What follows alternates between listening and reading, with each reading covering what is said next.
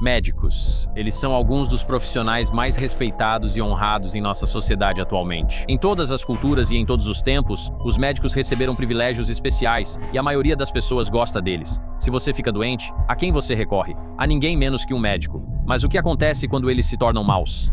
Quando eles se rebelam, quando pervertem seu dever de proteger as pessoas em prol dos objetivos de seu país e de seu exército. Isso mesmo, armas biológicas, guerra feita com bactérias que entram na comida das pessoas e matam centenas de milhares. Bem, hoje vamos falar exatamente sobre isso. Talvez o médico mais perverso que já existiu. Ele fazia parte do exército imperial japonês. Seu nome é Shiro Ishii. Ele foi o diretor da unidade 731. Esse foi talvez um dos momentos mais mórbidos e sombrios da Segunda Guerra Mundial. Esse era um laboratório experimental de tortura, onde esse médico, realizava os experimentos mais impensáveis em seres humanos de verdade. Hoje vamos abordar algumas dessas atrocidades, crimes de guerra, os experimentos realizados, os motivos para isso e o destino de Shiro Ishii e seus colegas ao fim da Segunda Guerra Mundial. Alerta de spoiler nada. Então, se você se interessa pelos lados sombrios da guerra e pelas atrocidades que a humanidade pode cometer contra si mesma, bem, este é o episódio para você. Então sente-se, relaxe e talvez prepare um martini para você.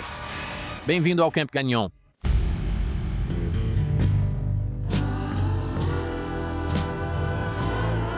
Oi pessoal, bem-vindos de volta ao acampamento Gagnon.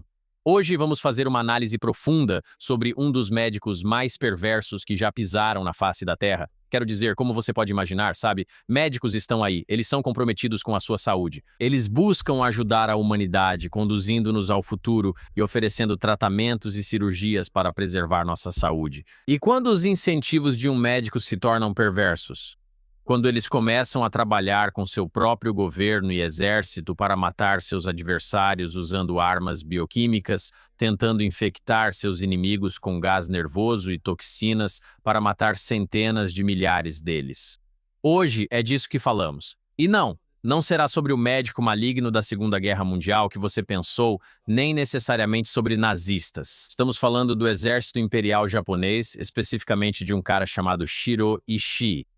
Você talvez nunca tenha ouvido falar dele. Eu mesmo não sabia muito sobre ele até recentemente.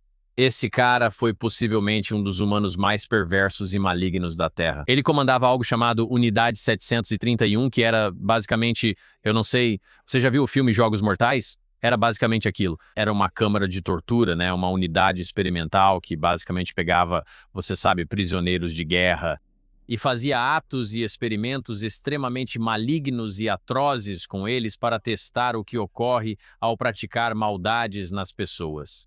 Talvez seja possível aproveitar alguma pesquisa do que eles fizeram. E é isso que vamos descobrir no final, que todas as pessoas envolvidas nesse programa basicamente receberam, você sabe, imunidade. Nada realmente aconteceu com elas. Não houve nenhum registro criminal, não houve som nem música que eles precisaram enfrentar. Vamos analisar o que eles fizeram, por que fizeram isso e o que aconteceu com todos à medida que tudo se desenrolava no fim da Segunda Guerra Mundial. Você vai precisar de um comediante no YouTube para discutir isso e evitar que o mundo caia novamente nas mãos do mal. Hoje estou com meus amigos Davi e Cristos. E aí, Davi? Oi. Isso é um isqueiro? Sim. Legal, ok. Não é uma arma. Nem sei se podemos mostrar isso no YouTube. Vamos começar do começo. A Unidade 731 é uma unidade secreta de pesquisa em guerra biológica e química do Exército Imperial Japonês. Ela era comandada por um cara chamado Tenente General Shiro Ishii. E eles basicamente realizaram alguns dos experimentos mais bizarros, brutais e mórbidos já feitos em seres humanos. Esse cara provavelmente está entre os médicos mais malignos que já existiram. Então vamos mergulhar nisso, certo?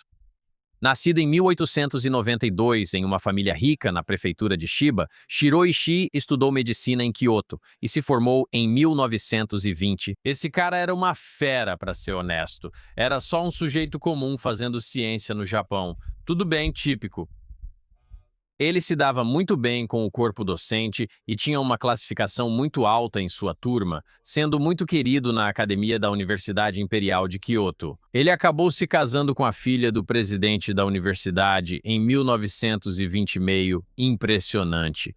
Legal. Ficando com a filha do presidente, o cara segue levando uma vida normal e fazendo o que quer.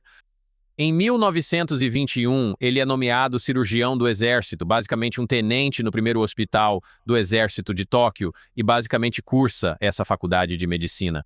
E os colegas da faculdade notam que ele tem uma personalidade um pouco abrasiva, um pouco irritante, mas a dedicação dele à microbiologia, especificamente à bacteriologia, era impressionante. E ele era tão focado nessa ciência específica e dedicada, e ele ficava até tarde da noite nos laboratórios, só trabalhando. Sabe como é? Em 1924, Ishii volta para a Universidade Imperial de Kyoto para o pós-graduação e se especializa em epidemiologia, patologia e medicina preventiva.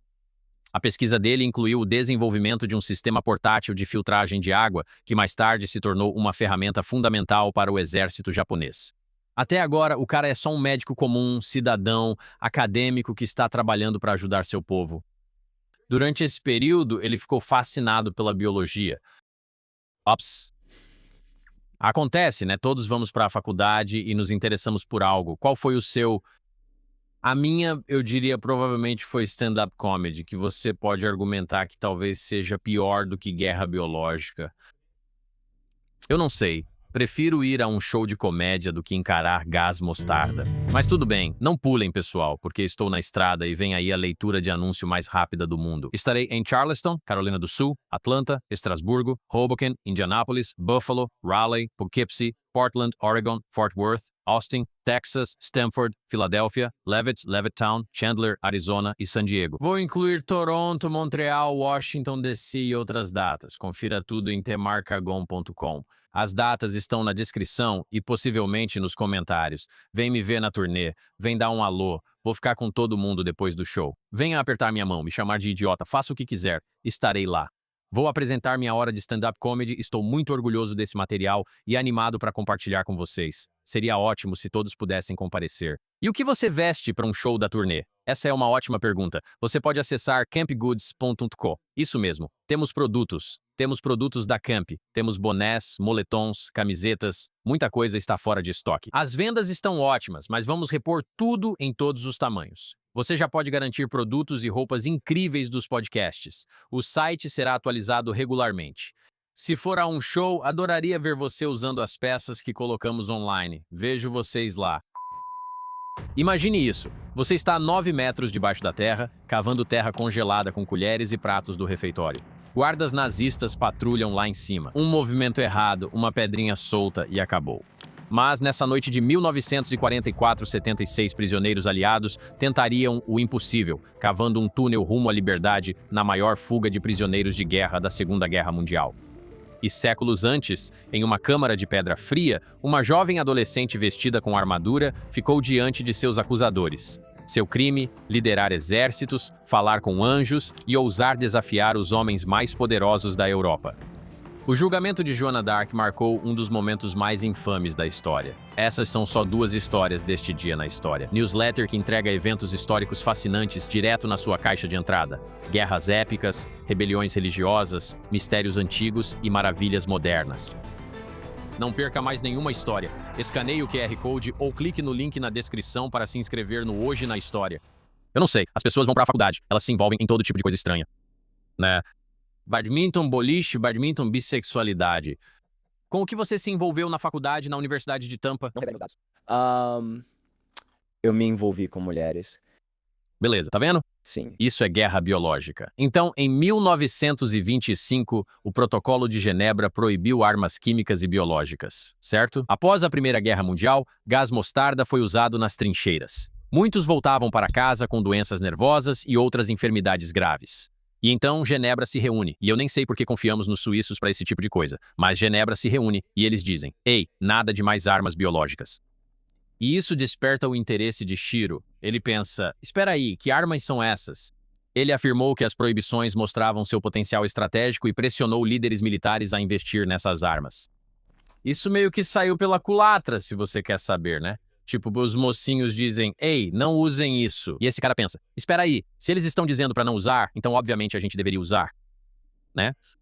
Isso é o efeito Streisand. Ao tentar impedir algo na internet, acaba espalhando ainda mais. Então, Ishii é promovido a capitão médico em 1925 e começa a conduzir pesquisas de campo sobre epidemias em Shikoku e Taiwan. Seu trabalho sobre disenteria e tifo consolidou sua reputação como especialista em controle de doenças. Em 1928, Ishii fez o que você poderia chamar de uma turnê, sabe? Talvez como um estágio por instituições ocidentais para adquirir mais conhecimento nos Estados Unidos. Isso inclui o Instituto Rockefeller nos Estados Unidos. Estou sentindo cheiro de conspiração, né? Ele vai ao Instituto Rockefeller e, de repente, aprende tudo sobre guerra química. Durante essa viagem, Ishii foi exposto à bacteriologia avançada e às suas técnicas. Depois, Ishii disse que a viagem inspirou sua visão para pesquisas amplas sobre armas biológicas. Em 1930, ele vira professor na Faculdade de Medicina do Exército em Tóquio, onde criou o Laboratório de Pesquisa de Prevenção de Epidemias. Em 1936, Ishii já era um político muito astuto e também um médico muito brilhante. Então, com essa eficiência e, claro, conexões políticas, ele se impulsiona para se tornar o líder dessa coisa chamada Unidade 731. Essa é uma instalação dedicada, você sabe, à purificação de água para as tropas, mas também por causa do interesse de Ishii em armas biológicas, basicamente desenvolvendo guerra química, certo? Então, é uma coisa dupla. É um espectro amplo. Sim, a gente contamina um pouco a água aqui e espalha doenças ali. Talvez seja tudo igual, talvez por isso coloquem flor na água para manter vocês burros, mas é só uma teoria, eu não acredito. Basicamente, eles estão tentando encobrir as atrocidades que vão acontecer nessa unidade 731E. De novo, isso é em 1936. Isso é antes do Japão se aliar à Alemanha na Segunda Guerra, certo? Isso ocorre nos anos 40, quando a guerra já começa na Europa. E você sabe, eles conseguem ver o que está acontecendo. Então, em 1941, ele é promovido a general de divisão do Corpo Médico. Isso significa supervisionar uma rede de 10 mil pessoas por toda a Ásia. Eles realizam testes de patógenos em prisioneiros e planejaram ataques, como o ataque de armas biológicas dos Estados Unidos em 1945, que foi cancelado, e a Operação Flores de Cerejeira à Noite, de nome curioso. Operações Flores de Cerejeira. Você pode pesquisar no Google o que é a Operação Flores de Cerejeira à Noite. A noite faz parte disso. Sim. Bem, você achou que isso era justo? Eles fariam flores de cerejeira à noite. Isso é um episódio do Bob Esponja. Talvez.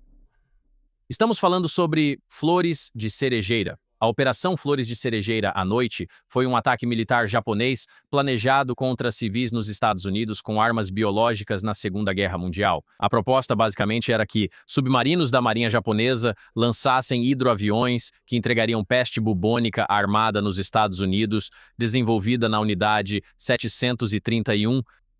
Isso é muito pior que Pearl Harbor.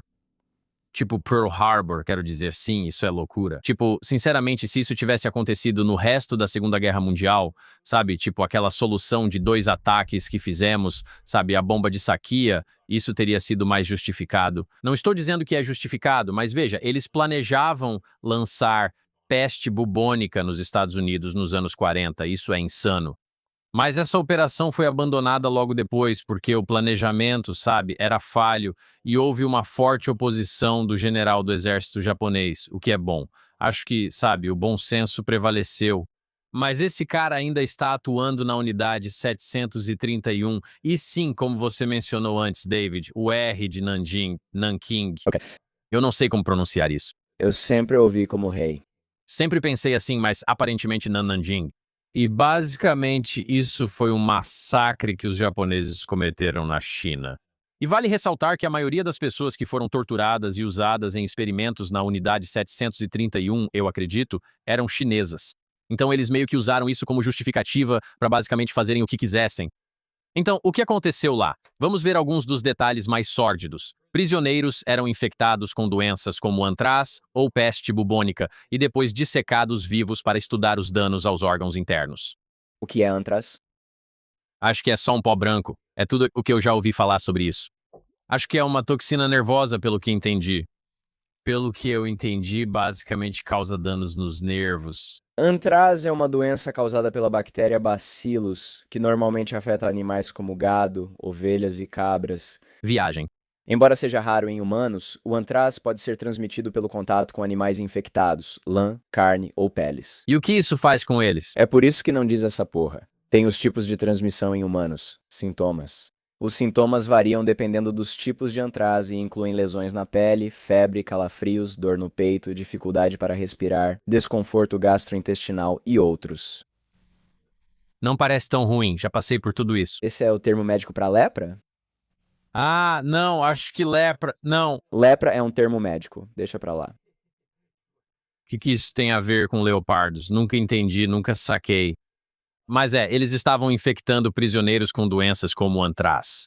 E isso era feito sob a crença de que tecido vivo dava resultados mais precisos do que estudos post-mortem. Então eles literalmente abriam as pessoas vivas. Então você era infectado com uma doença e depois aberto ainda vivo. As vítimas tinham órgãos removidos enquanto estavam conscientes, incluindo os pulmões e os fígados, para estudar quanto tempo conseguiam sobreviver. Eu não sei como você faz alguém chegar ao ponto de simplesmente pensar, ah, tanto faz. Tipo, podemos simplesmente fazer isso com esse cara. Ele também voltava para casa para a família dele, eu imagino. Ele fazia esses experimentos. Você acha que ele tinha família? Sim, tenho quase certeza. Quero dizer, vamos descobrir se ele tinha filhos. Eu estou assumindo que sim. Sabe o que quero dizer? Eles faziam coisas malucas. Amputavam membros e às vezes os recolocavam em outras partes do corpo, o que era interessante. Aposto que a família dele nunca saiu da linha. É. Eles sabiam o que ele fazia. Às vezes penso se ele agia assim e eles só deixavam, tipo, tanto faz. Como foi o trabalho, amor? Sim, there. Foi bom. Sim, foi divertido. Sim, só você sabe. Corte 10 milhões de chineses que têm raízes em STEM. Sim, sim. Sim, ele tinha uma filha e a filha dele, Harumi, sentia que Shiro havia sido condenado injustamente. Citação: meu pai era de muito bom coração e tão brilhante que às vezes as pessoas não conseguiam acompanhar a velocidade do raciocínio dele e isso o irritava. E ele gritava com eles e às vezes os abria enquanto ainda estavam vivos. Ele estava à frente do seu tempo. Sim, ele é muito inteligente, sempre pensa 10 passos à frente, entende? Ele corta partes do corpo das pessoas, como membros e apêndices, e os recoloca aleatoriamente. Eles analisaram os efeitos da gangrena e do congelamento, submetendo prisioneiros ao frio extremo antes de amputar seus membros. O que realmente se aprende com isso? Qual é o objetivo disso? É literalmente para estudar, tipo, tudo bem, o que acontece se dermos essas coisas para as pessoas? Tipo, Mas isso ajuda na guerra? se for criar armas biológicas, pensa-se, que armas usar para subjugar essa população? É, mas você não sabe, tipo, olha, o antraz já não vai fazer bem pra eles. E se eles conseguirem suco de limão e tudo se resolve? É como se você atacasse, mas eles achassem um antídoto facilmente. Estou supondo, não sei. Não sou especialista em armas químicas. Integrantes do corpo juvenil, inclusive adolescentes em treinamento, auxiliavam cirurgiões nas vivissecções, cortando pessoas ao meio e tratando isso como treino. Prisioneiros recebiam números de 3 dígitos ao chegar e eram cremados após a morte para eliminar evidências. Aqueles que resistiam à infecção eram executados por tiro, injeção letal ou decapitação para estudos cerebrais. Para preservar os dados, prisioneiros infectados eram executados por injeção letal ou tiro. Os órgãos eram preservados em formaldeído e enviados a Tóquio para análise. Isso é insano. Aqui entra a questão dos testes de guerra biológica. As pulgas eram criadas nos laboratórios da Unidade 731. As pulgas eram infectadas com peste bubônica e lançadas sobre cidades chinesas por meio de bombas de porcelana, o que é algo muito... Eu sinto que... Como pulgas sobrevivem à explosão da bomba? Quero dizer, pulgas são simplesmente insanas. Interessante. Além disso, são bombas de porcelana. Estou supondo que eles estão apenas jogando um vaso de um avião. E é uma bomba bem asiática, como uma bela peça de porcelana chinesa. Uma bela peça de porcelana. Tipo, você tem que se perguntar se eles pensaram, tipo, ah, vamos só soltar a porcelana. Eles vão se encantar tanto com nossa caligrafia que nem notarão as pulgas com peste. Mesmo com a vida toda, não conseguiria descobrir como acasalar pulgas. Você já viu o circo de pulgas? Lembra disso? Não. Procure sobre circo de pulgas, se não se importar. Um circo de pulgas era literalmente uma atração paralela que eles faziam em carnavais e coisas assim, e eles tinham essas pulgas. Eles realmente treinavam pulgas com arreios para fazer atos de circo em miniatura, como puxar carruagens e equilibrar-se na corda bamba. Podemos pesquisar. Isso é a coisa mais idiota do mundo. Isso parecia ser bem popular. Dava para fazer as pulgas... Tipo, olha só. Isso é como a gente andando numa calçada. Quero dizer, claro, elas são bem pequenas. Sim. Mesmo assim, elas puxam carruagens. Deve haver um vídeo, por favor, procure. Isso ajudaria muito. Isso é de antes do século XX, então não pode haver vídeo do circo de pulgas. Você não acha que ainda existem pulgas hoje que eles poderiam treinar? Eu compraria ingressos Amanhã, para ver um... uma pulga puxa uma carruagem. Elas são muito caras. São arenas muito pequenas. Mas vamos ver um vídeo do verdadeiro circo de pulgas. Espera aí, isso coloca rapidinho. Vai, toca aí.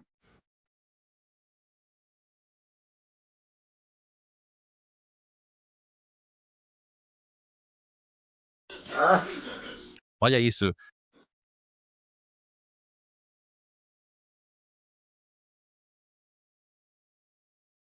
Ah, você não gastaria 10 francos para ver isso? O mundo era entediante antes do Instagram, não acha? Quero dizer, mas isso é muito incrível. Deve haver uma maneira de aproveitar essa energia. Tipo, se colocasse todos esses caras numa roda de hamster. Isso é a coisa mais absurda do mundo. Eles estão colocando esses pequenos desenhos, essas pequenas estátuas, esses pequenos... Qual é a palavra que estou procurando? Bugigangas? Bugigangas em pulgas. E não é como se fosse algo coordenado. Elas só estão se esforçando para se mover. O que você acha que é um circo? Ei, vamos colocar um cara num canhão e ver o que acontece. Tipo, o circo faz isso com humanos. Beleza. Só estou dizendo que talvez haja um uso melhor para pulgas, como bombas de peste bubônica. Exatamente. Então eles literalmente colocavam essas pulgas, milhares delas, em bombas de porcelana e depois as lançavam sobre, você sabe, lugares na China. Tifoide e cólera foram introduzidos em poços, pântanos e suprimentos de alimentos em cidades como Nanquim. Epidemias surgiram logo após essas contaminações deliberadas. Prisioneiros foram expostos ao antraz, disenteria e mormo em ambientes controlados. Eu nem sei o que é mormo. E então os sobreviventes eram mortos. Quero dizer, é simplesmente insano. Tipo, eu não entendo como o Japão passou de algo tão brutal para simplesmente ser assim. Sabe o que quero dizer? Eu estava tentando pensar sobre isso, porque eu estava fazendo algumas pesquisas e, tipo, o jeito que os japoneses são hoje em dia deve ser, eles simplesmente não querem sair da linha. Eles percebem todas as atrocidades que cometeram. Na cultura deles, há respeito e trabalho duro. Eles seguem as regras. Eu me pergunto se eles se sentem mal por isso. Eu me pergunto se eles olham pra isso e pensam, tipo, opa, sabe o que quero dizer? Sim. Sim, tipo, é simplesmente insano. Tipo, a América, a gente fez muita coisa ruim e eu sinto que a gente carrega uma culpa por isso. Mas você nunca sabe. Sim, Acho que não. eu me sinto um pouco culpado. O que você fez? Eu não sei, não fiz nada e nem fazia parte disso. Me mudei pra cá, sou imigrante da França, não sei o que está acontecendo. Mas não sei, você deve se perguntar se é japonês, se sente que Merda. Eu não acho que a culpa faz parte da cultura americana. talvez devesse ser. Eu sou um aliado. Em 1944, a Unidade 731 passou a infectar plantações com patógenos fúngicos com o objetivo de, você sabe, induzir a fome. Brusone do arroz e ferrugem do trigo foram testados em fazendas chinesas. Quero dizer, isso é absurdo. Em outros casos, as vítimas vestiam uniformes militares ou máscaras de gás e eram comparadas a pessoas nuas para avaliar a eficácia dos equipamentos de proteção. Isso faz sentido. Quero dizer, é simplesmente insano. Tipo, acho que você torceria para estar entre os que estavam de uniforme. Como prisioneiro dizem, vista isso. Você aceita, pois é melhor que a alternativa. Os prisioneiros foram forçados a ingerir soluções de leucisita para analisar danos internos. A Unidade 731 testou toxinas não militares para expandir o repertório químico do Japão. Veneno de baiacu foi usado. Você já ouviu falar disso? Veneno de baiacu. Não. Esse veneno é encontrado nos baiacus, que são muito tóxicos. As pessoas comem eles, mas se não for feito por um chefe muito especializado, elas podem morrer, pois são extremamente venenosos. Alguns tipos de baiacu são venenosos, não todos. Acho que venenoso seria um termo melhor. Não, acho que tecnicamente eles são venenosos, porque acho que você pode ser picado por eles. Tipo, se eles se inflamam, tipo, procura isso. Então pesquisa sobre o veneno do baiacu. Aparentemente é muito ruim pra você. Ele seria injetado para estudar a paralisia nervosa. Eles também usariam ricina de sementes de mamona, causando falência de órgãos. O baiacu contém uma neurotoxina chamada tetrodotoxina, e ela é letal para humanos e outros animais, causando paralisia e potencialmente a morte. Ela é produzida no fígado, ovários e pele deles. Sim, você precisa prepará-los de forma muito cuidadosa. ela não é destruída pelo cozimento. Quero dizer, isso é loucura. Tipo, por que você arriscaria? Por que as pessoas ainda comem baiacu? Eu entendo. Não tem como ser tão gostoso a ponto de você arriscar. Se não for feito certo, é morte na certa. Essa é a iguaria suprema. Acho que sim. Sei lá, como um golfinho. Certo? Tipo, não tem veneno em golfinhos, né? As vítimas eram então forçadas a comer ou injetadas com esses patógenos. E sim, qualquer um que sobrevivesse era morto para que fosse feita uma autópsia. Essa aqui é pesada. Experimentos de pressão hipobárica. Os prisioneiros eram colocados em câmaras que simulavam mudanças extremas de pressão. As vítimas sofriam ruptura dos tímpanos, falência de órgãos e morriam devido ao colapso corporal pela pressão. Eles eram selados dentro dessas câmaras de descompressão de aço e expostos a altitudes de 6.000 a 9.000 metros. A pressão era rapidamente reduzida para simular despressurização súbita da cabine de aeronaves ou bombardeios em alta altitude. Então é por isso que eles estão fazendo esses testes, eu acho. Eles estão simplesmente pensando, ok, quais são as coisas que a gente não sabe? Qual é a quantidade de pressão que um ser humano pode suportar? Então, literalmente, qualquer tipo de dúvida, é só perguntar para o ChatGPT. Antes do ChatGPT, eles simplesmente tinham que fazer. Antes da IA, eles só faziam e pensavam, beleza. O único momento para fazer isso é durante a guerra, pois assim você pode testar nos adversários. Porque adversários não são humanos. Sabe o que quero dizer? Você simplesmente desumaniza toda a população, sequestra eles e aí pensa, podemos fazer qualquer coisa com eles, porque isso é insano. Tipo, a gente faz esse tipo de experimento, ou pelo menos fazia em ratos e tal. E ainda fazem isso? Sim, eles ainda fazem coisas com ratos. Injectam algo neles, infectam eles com peste. Dão uma carreira de cocaína para eles. Exatamente. Vê o que a cocaína faz com eles. Eu não sei. Momento divertido. Sim, pesquisadores estudaram a altitude máxima sobrevivível e o tempo limite até a morte. A 30.000 pés, a morte ocorria em 8 a 12 minutos. Sobreviventes da exposição inicial eram sacrificados para autópsia e análise dos danos internos. Em certo momento você pensa, o MK-Ultra nem parece tão ruim perto disso. O que é o MK-Ultra? Basicamente, eles te pegam e te dão drogas. Claro, não é legal receber drogas contra a sua vontade. Acho que eles davam 1.000 doses de ácido para as pessoas. É melhor do que a câmara de Heisenberg. Eu já vi 1.000 coisas. Eu tomei uma dose de ácido e tive um momento horrível. Agora imagina 1.000 vezes isso. Que sofrimento. Acho que ácido e câmara hiperbárica podem ser o caminho. Os membros ficavam totalmente congelados. Era outra coisa que eles faziam, estudos sobre congelamento. E sim, eles simplesmente colocavam as pessoas, você sabe, em temperaturas congelantes, tipo menos 40 graus Fahrenheit, submersas em água gelada ou deixadas descobertas ao ar livre em condições de congelamento. As vítimas eram mergulhadas na água para ver o que congelava mais rápido. Chega um certo ponto que eles devem olhar um para o outro e pensar, cara, a gente tá só fazendo pegadinha? É quase no nível de pegadinha mesmo. Tipo, vamos ver o que acontece. Sei lá, testa aí. Eles soltaram pum em um tubo numa sala fechada para isso. Quantos peidos são necessários para matar alguém, sabe? Eu sinto que eles quase fizeram isso.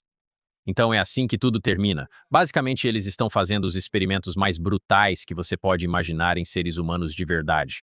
E em 1945, o Japão se rende.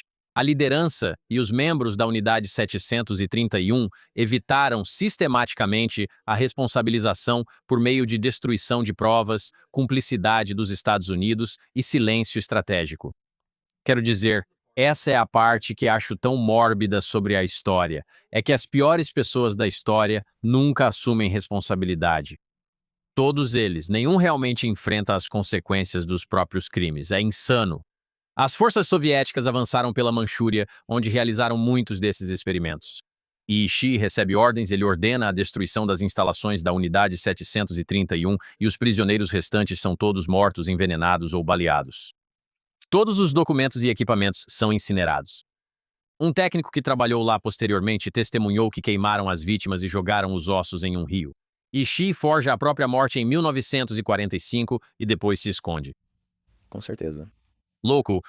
Agora a diversão começa. Quando as forças de ocupação americanas souberam que Ishii ainda estava vivo, mandaram os japoneses entregá-lo. Investigadores do campo Dietrich iniciaram os interrogatórios. Primeiro, Ishii negou que qualquer teste em humanos tivesse ocorrido. Ousado. Não. Ele, o quê? Quero dizer, claro que você vai negar isso. Acho que sim. Mas, eu fico pensando se ele tá tentando fazer isso como um advogado. Não, nós não fizemos nenhum teste em humanos. Eles eram subhumanos. Eles estavam tentando ser assim, tenho certeza que eles estavam tentando adotar uma abordagem jurídica. E ele diz: não, não, nenhum teste foi feito. Do que você está falando? E ele sabia que os soviéticos também queriam falar com ele e que era possível que os métodos deles não fossem tão diplomáticos, certo? Sim. Então, o que ele faz? Mais tarde, ele oferece revelar todos os detalhes do programa em troca de imunidade por crimes de guerra. Tipo, ele basicamente diz: olha, vou fazer um acordo com vocês. Eu vou dar tudo o que sabemos. Ele está com medo do que pode acontecer. Pensa, vou morrer de qualquer jeito, então é melhor tentar negociar um acordo. Os americanos estão ansiosos pelos resultados de experimentos que não puderam fazer por causa dos direitos humanos. Os militares dos Estados Unidos aceitam a oferta de Ishi, com a aprovação dos mais altos níveis do governo. O acordo intermediado por Douglas MacArthur, justificado como proteção dos interesses de segurança nacional da era da Guerra Fria, basicamente dá imunidade a Ishi. De 1946 a 1948, Ishi e altos funcionários da Unidade 731 forneceram relatórios detalhados sobre experimentação humana, incluindo o uso da peste como arma e os estudos sobre congelamento. Relatórios foram classificados e usados pelo Corpo Químico do Exército dos Estados Unidos. Ishi deu palestras no Centro de Guerra Biológica dos Estados Unidos em Maryland em 1948, compartilhando informações sobre patógenos aerosolizados e testes em sujeitos vivos. Então ele literalmente pega um voo para Maryland e ele vira tipo um professor adjunto.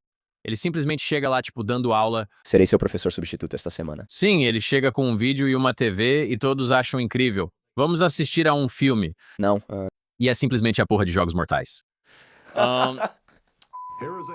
Em uma base secreta da CIA, médicos deram substâncias misteriosas a americanos sem saberem, buscando controle mental. O ano era 1973, e enquanto agentes queimavam freneticamente milhares de documentos, os segredos mais sombrios do projeto MKUltra quase desapareceram em meio à fumaça. Agora, volte para a sexta-feira 13/13/14. O grão-mestre da ordem militar mais poderosa da história se ajoelha diante das chamas. Enquanto o fogo aumenta, Jacques de Molay, o último líder dos Cavaleiros Templários, profere uma maldição tão assustadora que, quando tanto o rei francês quanto o Papa morrem dentro do mesmo ano, sussurros de uma profecia sombria se espalham por toda a Europa. Isso não são teorias da conspiração malucas nem algo que você leria em fanfic. Eventos históricos reais que você conhecerá no Hoje na História, boletim que revela momentos estranhos, chocantes e sublimes que moldam o mundo. Receba sua dose diária de história. Escaneie o QR Code ou clique no link para acessar o Hoje na História. Ele evita a perseguição e vive protegido pelos Estados Unidos até morrer em 1959. Ele seguiu com pesquisas médicas inéditas e manteve vínculos com as comunidades científicas do Japão após a guerra. Um dos cofundadores da Unidade 731, esse cara, Hiroshi Niato, fundou a Green Cross Company, uma empresa farmacêutica que mais tarde foi implicada em escândalos de sangue contaminado com HIV durante os julgamentos do pós-Segunda Guerra Mundial. Ele morreu em 1982 sem punição legal. Mas o diretor dos experimentos de vacinas da Unidade 731, ele provavelmente com certeza foi perseguido, esse cara, Masashi Kitano. Provavelmente, acho que ele foi morto. Ele foi executado. Mas o que realmente aconteceu?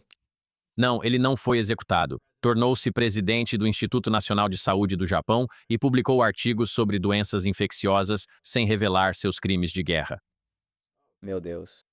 Quero dizer, A gente pode mostrar isso no YouTube? não podemos mostrar nada disso. É insano. Sim, então sim, eles têm essas mãos congeladas de pessoas chinesas que são tiradas no inverno.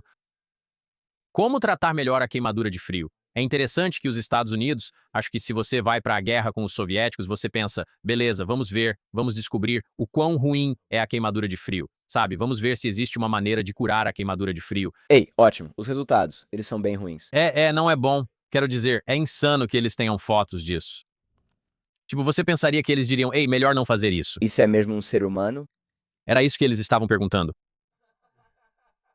É fácil assim, cara. Tô te falando, a desumanização dos seres humanos não tá tão distante assim. Mas ninguém foi realmente perseguido, pelo que parece, pelos seus crimes. Certo, aqui vai outro detalhe mórbido pra você. Esse cara, Nakagawa Yonezu, Ele é professor na Universidade de Osaka, estudou na Universidade de Kyoto durante a guerra, e enquanto estava lá, ele assistiu a filmagens de alguns dos experimentos humanos e execuções da Unidade 731, ele testemunhou sobre a postura brincalhona dos experimentadores, o que só reforça o quanto eram mórbidos e distantes. Ou, tipo, ele se divertindo? Sim, literalmente. Segundo ele, alguns experimentadores e experimentos não tinham relação com o avanço bélico ou médico alemão. Há algo chamado curiosidade profissional. O que aconteceria se fizéssemos isso? Que objetivo médico houve ao realizar e estudar decapitações? Nenhum, era apenas brincadeira. Profissionais também gostam de brincar. Citação dele. Eu consigo ver isso. Em certo ponto, né, é tipo, você fica tão dessensibilizado só cometendo crimes de guerra por 5 anos, nada mais faz sentido, sabe? Você só está tomando café de manhã e pensa, tipo, vamos jogar umas ideias. Tipo, e se a gente fizesse deles crianças? Isso é a pior coisa. Eles ficaram tipo, uau, a gente não vai fazer isso. Isso já passa dos limites. Corte meu braço, por favor. Não vamos fazer ele agir de forma gay.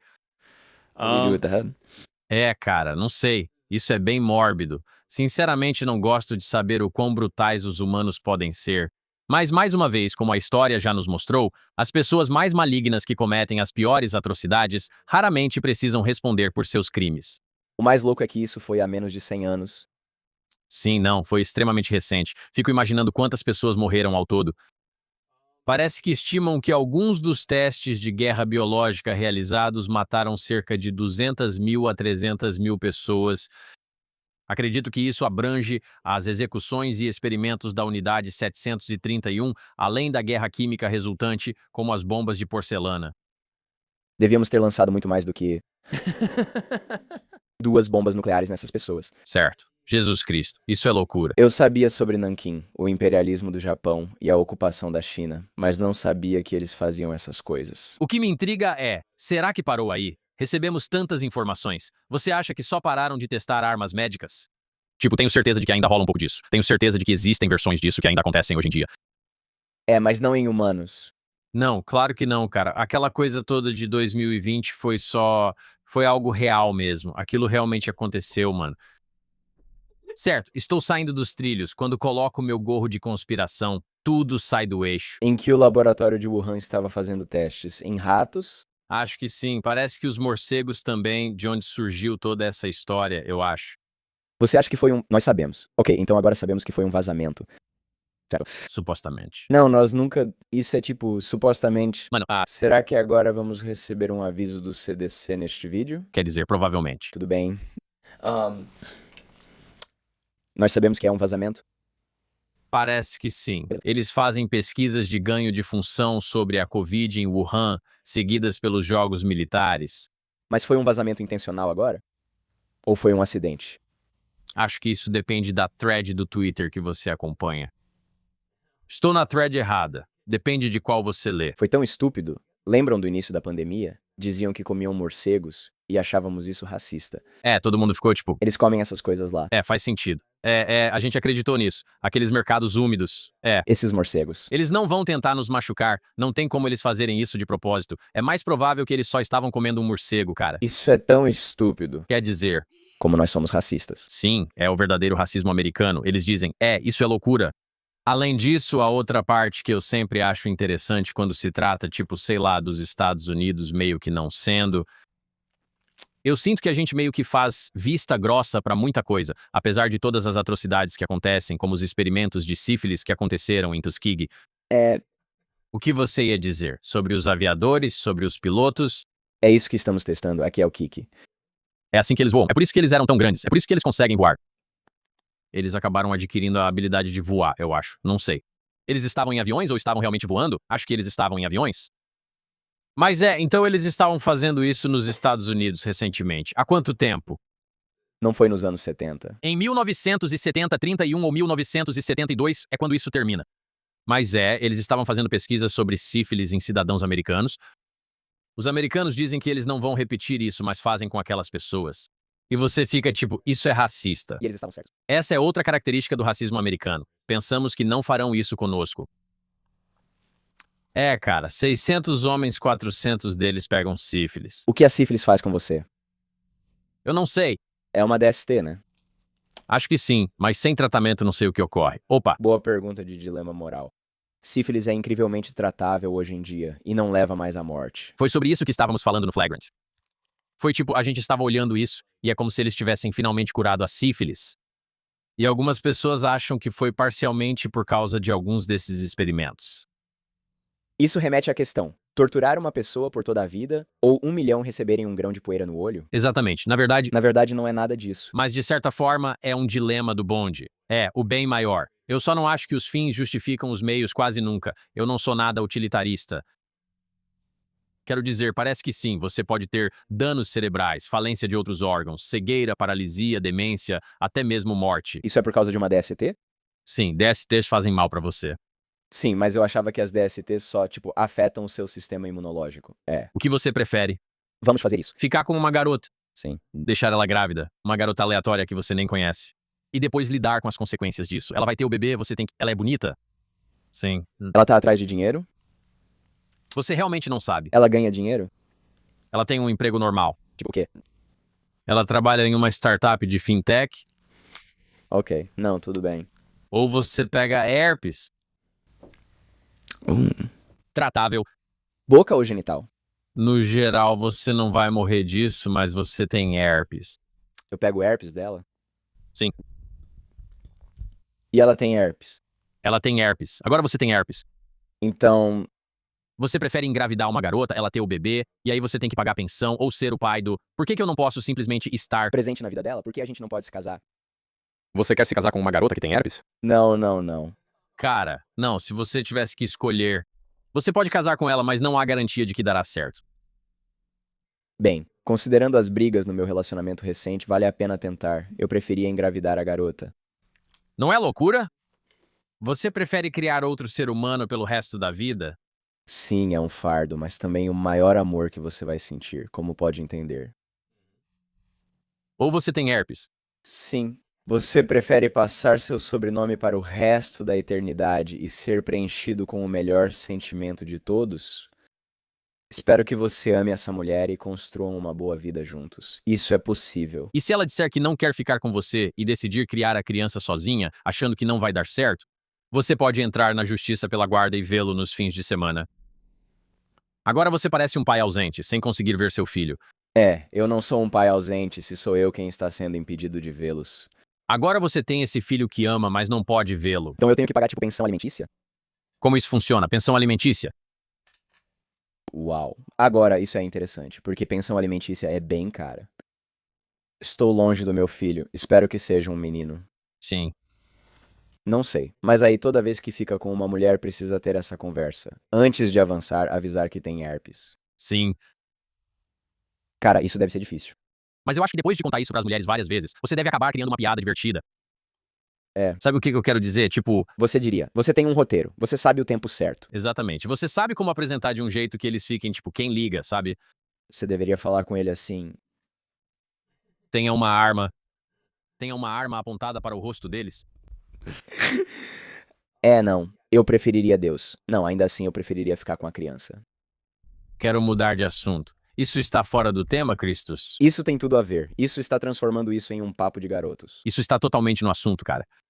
Enfim, sim, esse é um dos médicos mais cruéis de todos os tempos, Shiro Ishii, que depois simplesmente não enfrentou nenhuma consequência na vida. E ainda conseguiu um emprego como professor. Sim, e depois vira o professor mais maluco de todos os tempos. Fico pensando como ele morre. Tenho curiosidade sobre como ele realmente morreu. Vamos ver se Deus o puniu. Nos últimos anos, Ishii não falava claramente, sentia desconforto e usava remédios para dor, falando com voz áspera. Em 1959, ele morre de câncer laríngeo, aos 67 anos em Tóquio. O funeral dele foi presidido pelo segundo no comando, esse cara, Masashi Kitano. Segundo sua filha, Ishii virou católico romano antes de morrer. Não é bom para a imagem. Não é o ideal, com certeza. A filha dele contou em entrevista, pouco antes da morte, que a saúde dele piorou. Parece que Deus fez justiça. Né? Tipo, gente... Aliciando outro soldado para sua religião. Merda. Isso é loucura. Infelizmente, por causa, você sabe, do sacrifício de Cristo, é possível que Shiro Shiroishi esteja no céu. Certo? Tipo, isso é meio... Tipo, se eu chegar no céu e ver ele lá, infelizmente vou ter que cumprimentar ele, mas não vou ficar feliz com isso. Não, você vai cumprimentá-lo e perguntar: podemos gravar na terça-feira? Isso vai ser ótimo para o canal. Pode ser um bom podcast. Você acha que há podcasts no céu? Acho que isso é o inferno. Acho que estou descrevendo o inferno. Olá. Cara, quero dizer, isso é meio louco. A filha dele disse em uma entrevista que agora acabou tudo. Foi uma das últimas coisas que ele disse pra ela, escrevendo a mensagem porque ele já não conseguia mais falar. Pouco antes de sua morte, ele pediu para ser batizado pelo Dr. Herman Hoovers, ex-presidente da Universidade Sofia, em Tóquio. Essa é a única brecha no catolicismo de que eu não gosto. Qual é? Você pode viver a pior vida possível, cometendo atrocidades contra as pessoas. E então, bem antes de morrer, você diz: ei, me dá um pouco dessa água benta. Me batiza. Eu amo Deus. Me desculpe por tudo que fiz. Pronto. O bom do catolicismo é que, tecnicamente, você vai para o purgatório. Ainda não é o inferno. Claro, mas você precisa passar um tempo no purgatório e lidar com seus atos. Então esse era o meu maior medo no ensino fundamental. Purgatório? E se eu ficar no purgatório por muito tempo e o jornal for ruim e... Eles... não tem uma TV. É verdade, não tem esportes. Imaginei um quarto branco sentado numa cadeira batendo o pé. Não, acho que o purgatório provavelmente é tortura. Acho que você provavelmente é dissecado vivo e depois te dão, sei lá, antraz. E depois disso você vai pro céu. Quando você chega lá em cima, pensa, foi horrível. Sabe? Isso não parece certo. Não é bom. Olha, céu evangélico, não existe purgatório. Então todos vão direto pro céu. Só pula. Um dos médicos mais malignos da história. Algum comentário final sobre essa pessoa terrível?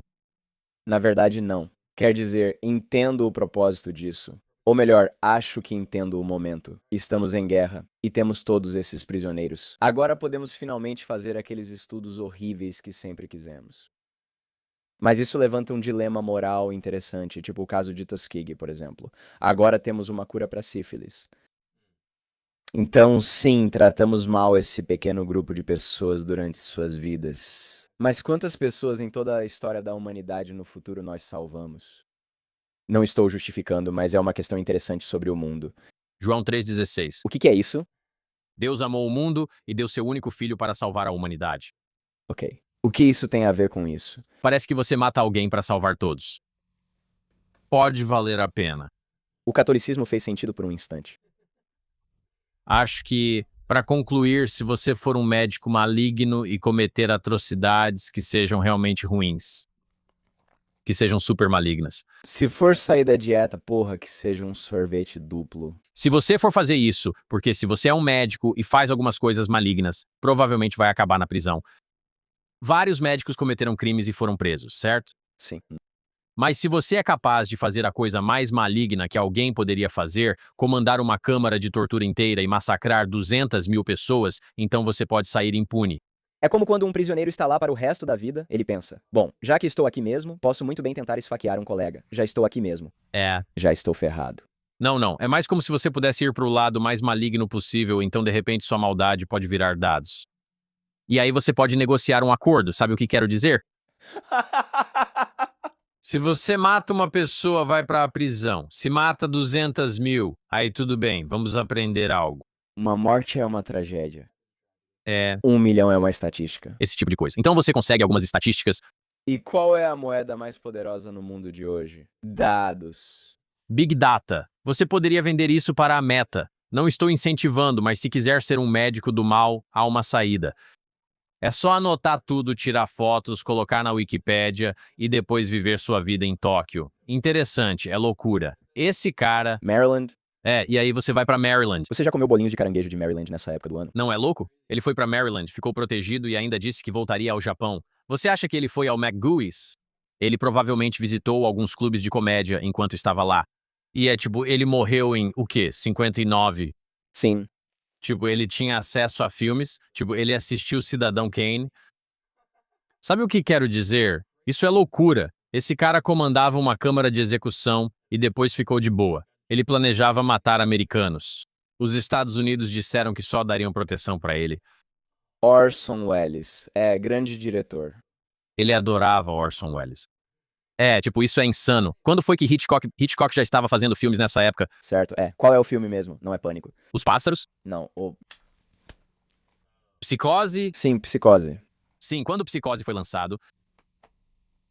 58. Uau, não. Anos 1960. Droga, ele quase conseguiu. Eu não entendi. Qual que é o nome desse cara mesmo?